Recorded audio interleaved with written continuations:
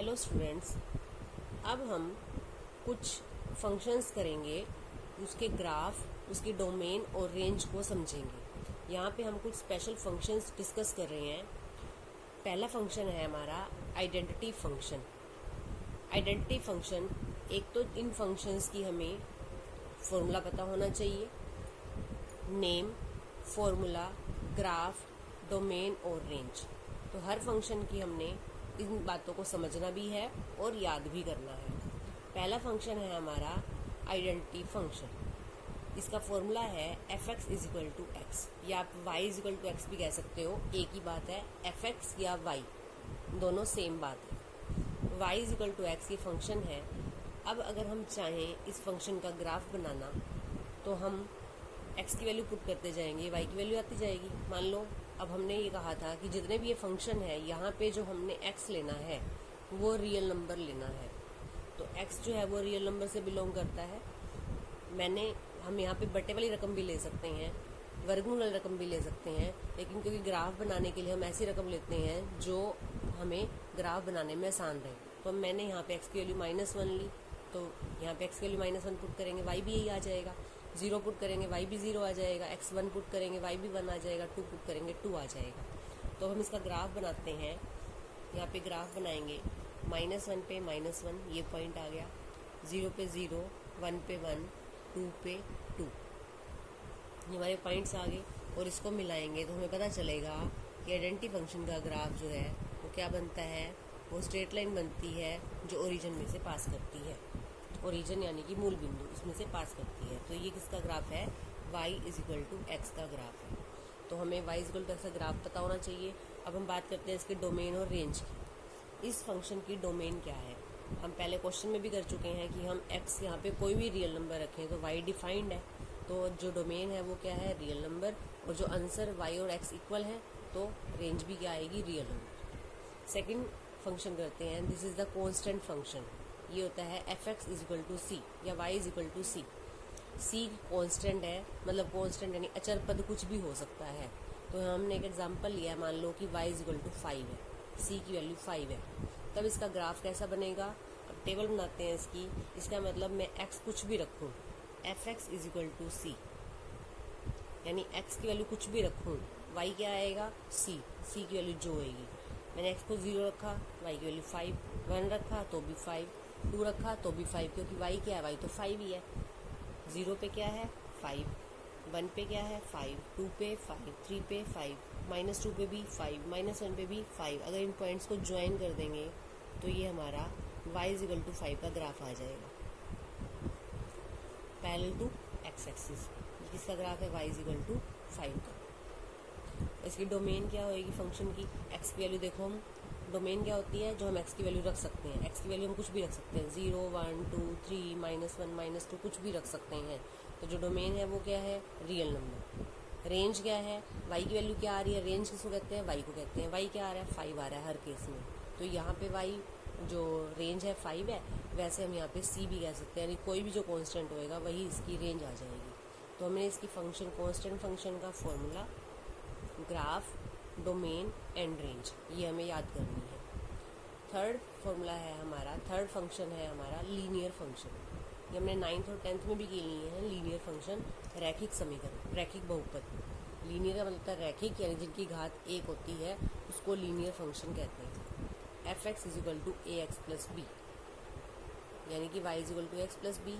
हमने 9th 10th में कैसा ग्राफ क्या आता है, एक सरल रेखा आती है, स्ट्रेट लाइन आती है हमेशा, और ये एक्स अक्ष को एक बिंदु पर काटेगी, क्योंकि ये रैखिक बहुपद है, लीनियर फंक्शन है, तो इसका एक ही आंसर आएगा x। अब इसकी डोमेन क्या है, आप देखो, हम x को यहाँ पे कुछ भी पुट कर सकते हैं। 1 पुट करूँगी तो y की वैल्यू a प्लस बी आ जाएगी। x को 2 पुट करूँगी तो 2a प्लस बी आ जाएगी। x को 3 पुट करूँगी तो 3a प्लस बी आ जाएगी। तो y, x की जगह हम कुछ भी रख सकते हैं, y जो है वो रियल नंबर से आएगा। तो x डोमेन क्या है, r, और रेंज भी क्या है इसकी, r। Next question, next function है हमारा स्क्वायर फंक्शन। स्क्वायर फंक्शन क्या है, y equal to X square. ये भी हम 10th क्लास में कर चुके हैं कि इसका ग्राफ कैसा बनता है, हमें पता है। जो y equal to X square, यानी कि द्विघात बहुपद, क्योंकि इसमें पावर 2 है।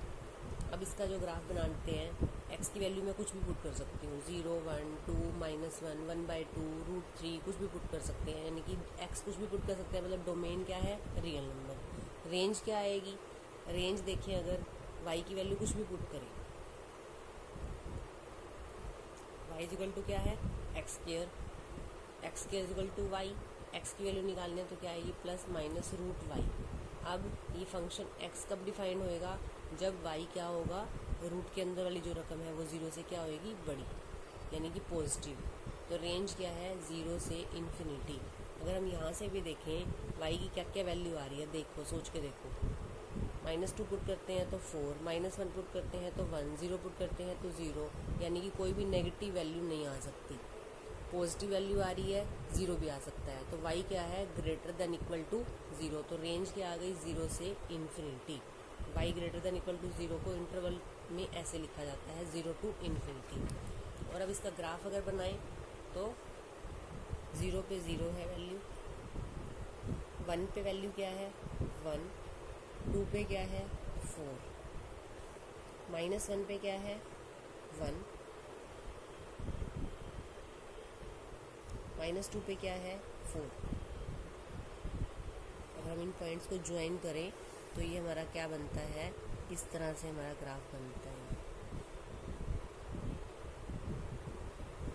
ये हमारा y equal to x square का ग्राफ है। हमने डोमेन भी कर ली इसकी, रियल नंबर, और रेंज क्या है इसकी, 0 से इन्फिनिटी। अगला फंक्शन है हमारा मॉडुलस फंक्शन। ये हमने क्वेश्चन में भी किया 2.3 में। मॉडुलस का मतलब क्या होता है कि नेगेटिव वैल्यू पुट करने से आंसर क्या आता है, पॉजिटिव। एक्स तो हम यहाँ कुछ भी पुट कर सकते हैं, पॉजिटिव, नेगेटिव, बटे वाली रकम, रूट वाली रकम, कुछ भी, लेकिन जो बाहर निकल के आएगा मॉडुलस से वो क्या होगा, पॉजिटिव होगा। -2 पुट करते हैं तो 2 आएगा, -1 पुट करेंगे तो 1 आएगा, 1 पुट करेंगे तो 1 आएगा। इसका मतलब एक्स कुछ भी पुट कर सकते हैं, यानी डोमेन तो क्या है, पूरा का पूरा रियल नंबर। और y की वैल्यू क्या आती है, 0 भी आती है, पॉजिटिव आती है, लेकिन नेगेटिव नहीं आती। तो y is greater than equal to 0, यानी y की वैल्यू क्या आएगी, 0 से इन्फिनिटी। डोमेन क्या है, रियल नंबर, रेंज क्या है, 0 से इन्फिनिटी। किया कैसे हमने इसको, y is equal to mod of x। हमें पता है कि मॉडुलस x क्या होता है, हमेशा greater than equal to 0। Mod x क्या है, y, इसकी जगह y रख दो, y greater than equal to 0, यानी कि y क्या है, 0 से बड़ा, इन्फिनिटी तक। और अगर इसका ग्राफ बनाएं हम तो देखेंगे, अब 0 पे क्या है, 0, 1 पे क्या है, 1, 2 पे क्या है, 2, -1 पे क्या है, 1, -2 पे क्या है, 2। अगर इसका ग्राफ बनाएं हम, इसका ग्राफ इस तरह से बनता है, v बनता है। मॉडुलस फंक्शन का जो ग्राफ है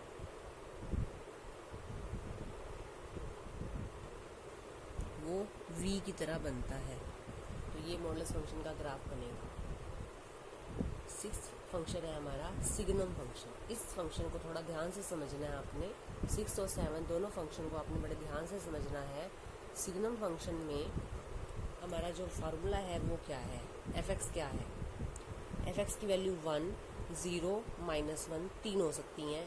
ये डिपेंड करता है कि x की वैल्यू क्या है। अगर हम x को 0 के बराबर रखें तो y 0 है। अगर x को हम 0 से बड़ा लें, 0 से बड़ा यानी कि 1, 2, 3 या 1/2, √2 कुछ भी लें, तो y की वैल्यू क्या आएगी, 1। और अगर x को हमने 0 से छोटा लिया यानी -1, -0.5, -9 कुछ भी लिया तो y की वैल्यू क्या आती है, -1।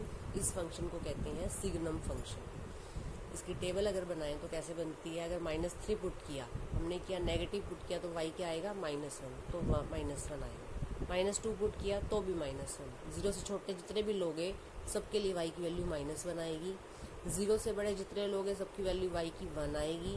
0 पे 0 आएगी। तो ग्राफ कैसा बनेगा, 0 पे 0, 0 पे तो 0 है, ठीक है। 0 से जैसे ही आपने बड़ा किया, मान लो 0.1 कर लिया, जैसे ही 0 से बड़ा हुआ तो उसका आंसर क्या आएगा, 1। ज़रा सा बड़ा करती, 0.2 किया तो भी क्या आएगा, 1। 0.3 किया तो भी क्या आएगा, 1। 1 पे क्या आएगा, 1 पे भी आएगा 1। 2 पे भी क्या आएगा, 1। सब पे 1 1 आएगा, इधर जितना भी करेंगे। लेकिन 0 पे क्या आएगा, 0। इसका मतलब यहाँ पे जो है ओपन ब्रैकेट आएगी, और बाकी पूरी की पूरी ऐसे लाइन आएगी इस तरह से, और ज़ीरो पे क्या आएगा, ज़ीरो आएगा। फिर ज़ीरो से जैसे ही छोटा करेंगे, जीरो से थोड़ा सा छोटा करते ही क्या आ जाएगा, -1। जीरो से ज़रा छोटा किया तो क्या आ गया, -1। -1 पे भी -1, -2 पे भी -1, -3 पे भी -1। तो यहाँ पे सर्कल ओपन बनाना है, क्योंकि ज़ीरो पे ज़ीरो नहीं है वैल्यू, यहाँ पे पॉइंट नहीं है हमारे। इसका ग्राफ बनेगा ऐसे, और ज़ीरो पे ज़ीरो। ये है हमारे सिग्नम फंक्शन का ग्राफ। डोमेन क्या है आपके सामने, हम रियल नंबर कुछ भी रख सकते हैं। एक्स की वैल्यू तो डोमेन क्या है, रियल नंबर। और वाई की वैल्यू क्या आती है, -1, 0 और 1। इन तीन के अलावा वाई की कोई वैल्यू नहीं है, और वाई की वैल्यू को रेंज कहते हैं। तो रेंज के हमारी सिर्फ तीन वैल्यू, 1, 0, -1। ये इंटरवल का साइन नहीं है, ये सेट का साइन है कि सिर्फ ये तीन एलिमेंट ही रेंज में आ सकते हैं। नेक्स्ट है हमारा ग्रेटेस्ट इंटीजर फंक्शन। ये दोनों फंक्शन बहुत इंपॉर्टेंट हैं और आपको बड़े ध्यान से समझने हैं। ग्रेटेस्ट इंटीजर फंक्शन क्या होता है, ये इसका फॉर्मूला है। ऐसे आपको सिग्नम फंक्शन का फॉर्मूला भी याद करना है। y = इस निशान को कहते हैं greatest integer. y = greatest integer x। इसका मतलब क्या होता है, आप x कुछ भी पुट करो, रियल नंबर 1, 2, 3, -1, 1/2, 1/3, 0.9 कुछ भी पुट करो तो क्या है, ग्रेटेस्ट इंटीजर का इससे बाहर निकालेंगे तो क्या आएगा, ये मॉडुलस नहीं है। इससे निकल के क्या आएगा, जो आपने नंबर पुट किया उससे जरा सा छोटा इंटीजर। इंटीजर क्या होता है, पूर्णांक। जैसे 0 पुट किया तो 0, क्योंकि 0 पूर्णांक है। 1 पुट किया तो 1, 2 पुट किया तो 2, 3 पुट किया तो 3, -1 पुट किया तो -1, -2 पुट किया तो -2, -3 पुट किया तो -3। 1 पे 1, 1 पुट किया तो 1, 2 पुट किया तो 2 आएगा, -1 पुट किया तो -1 आएगा, -2 पुट किया तो -2 आएगा। ये पॉइंट्स आएंगे। लेकिन अगर 0.1 पुट किया, मान लो मैंने 0.9 पुट किया, 0.9 पुट किया तो 0.9 से छोटा, क्योंकि 0.9 पूर्णांक नहीं है। पूर्णांक क्या होते हैं हमारे, 0, 1, 2, फिर ऐसे ही -1, -2।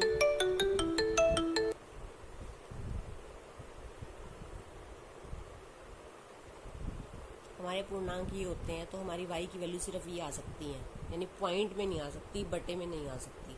मैंने 0.9 पुट किया, 0.9 से छोटा पूर्णांक कौन सा है, 0। 0.3 पुट किया तो भी 0। 1.7 पुट किया, 1.7 से छोटा क्या है, 1। ऐसे ही मैंने -1.7 पुट किया, -1.7 से छोटा क्या है, -2। 2.1 इससे छोटा पूर्णांक क्या है, 2। 2.9 पुट किया, से छोटा क्या है, 2। तो मान लो मैंने 0 से लेके 0.1 पुट किया तो क्या आएगा, 0.1 पे क्या आएगा, 0। 0.2 पे क्या आएगा, 0। 0.5 पे भी क्या आएगा, 0। 0.9 तक भी क्या आएगा, 0। लेकिन 1 पे क्या आ जाएगा, 1। इसका मतलब इसका ग्राफ क्या बनेगा, 0 पे 0 है, यहाँ से पूरी एक लाइन आएगी, लेकिन यहाँ पे 1 नहीं है। तो इसका मतलब हमने ओपन सा गोला डालना है, खाली खोखला गोला डालना है, जहाँ पे वो वाली वैल्यू नहीं है। अब 1 पे क्या है, 1 है। 1.1 पे भी क्या आएगा, 1। 1.5 पे भी क्या आएगा, 1। 1.9 तक क्या आएगा, 1 ही आएगा, क्योंकि उससे छोटा इंटीजर आता है, ये आ गया। लेकिन 2 पे क्या आएगा, 2 पे सीधा 2 आ जाएगा, यानी 2 पे यहाँ पे ओपन गोला डालना है। 1 से लेके 1.9 तक 1 आएगा। फिर 2 पे 2 आ गया, 2.1 पे भी 2 ही रहेगा, 2.5 पे भी 2 ही रहेगा, 2.9 तक आंसर 2 आएगा। 2.9 पुट करेंगे तो भी 2, 2.1 पे भी 2। लेकिन 3 पे क्या होएगा, 3 पे 3 हो जाएगा, यानी यहाँ पे ओपन गोला आएगा और यहाँ तक का ग्राफ ऐसे बनेगा। ऐसे ही नेगेटिव में जाए तो -1 से लेके -2 पे जो है -1 हो जाएगा, ऐसे और ऐसे बनेगा इसका ग्राफ। सारे ग्राफ इसके ऐसे बनेंगे। तो तो ये इसका ग्राफ है ग्रेटेस्ट इंटीजर का। अब इसकी डोमेन और रेंज की बात करते हैं। डोमेन क्या है? डोमेन में यानी कि हम कुछ भी रख सकते हैं, ये तो हमने देख लिया। तो डोमेन क्या है? Real number. रेंज क्या है? रेंज में सिर्फ हमारे पूर्णांक आएंगे, तो z। रेंज क्या है इसकी? z। और डोमेन क्या है इसकी? Real number.